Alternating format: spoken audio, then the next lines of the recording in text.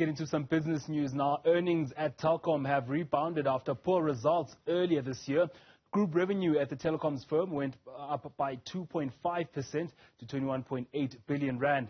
Headline earnings per share improved by more than 45%, while cash flows improved to just over R500 million. The company says it owes the good numbers to better data revenue, which went up by 10% over the period. Telkom says mobile operations grew by 4.1% to 11 billion rand as demand for data went up by 22%.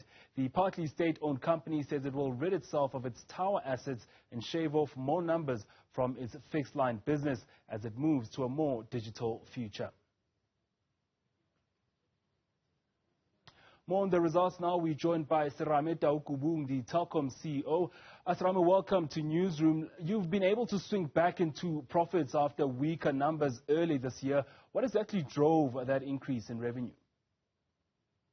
Thank you, Matteo, and good evening to your viewers as well. I think the big focus has been on driving our cash generation in the business. As you rightly said, we've seen positive improvement in our free cash flow, continued growth in mobile, particularly around our data usage, good demand from the market.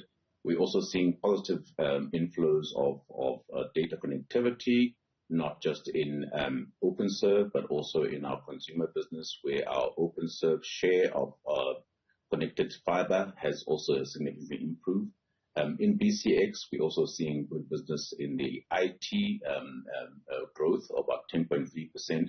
So generally, the structure of being an infraco and driving huge data growth is yielding results. Telkom has also announced that it had entered exclusivity with a preferred bidder for the potential disposal of its tower subsidiary SwiftNet.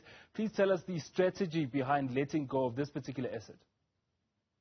I think the key thing for us is that if we look at our structure of being an infraco, it's really about making sure that we have a dominant presence in where we can materially make an impact.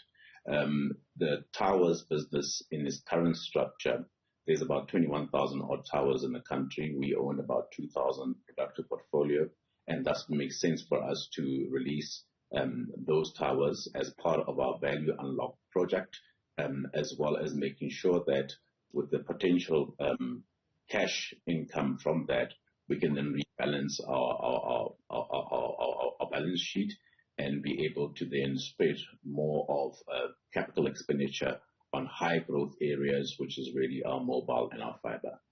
When we look at your OpenServe business, can you tell us how many homes you're in now when it comes to internet connection? Are you also getting a larger share of that market? What's key for us is if you look at OpenServe, we've now increased our homes passed to just over 1.15 million homes. But critical for us is the number of homes connected. We are at a connectivity rate of 46%, which translates to or close to 578,000 homes connected. And that's a big focus for us. That is not just about land grab, but really about making sure that the homes that we pass, we connect. Telkom of tomorrow, what does that look like? And it definitely seems like you're not looking for any mergers right now.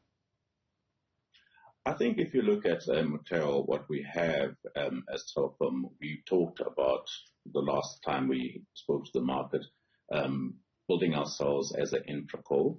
It's based on the extensive fiber network that we have. If you look at data centers, we've got about 10 data centers, of which 3 or 4 are Cat 3 or Cat 4.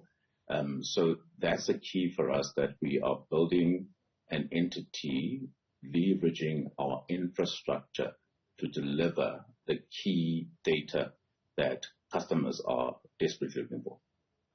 All right, that was Serame Taukobong, the Telkom CEO.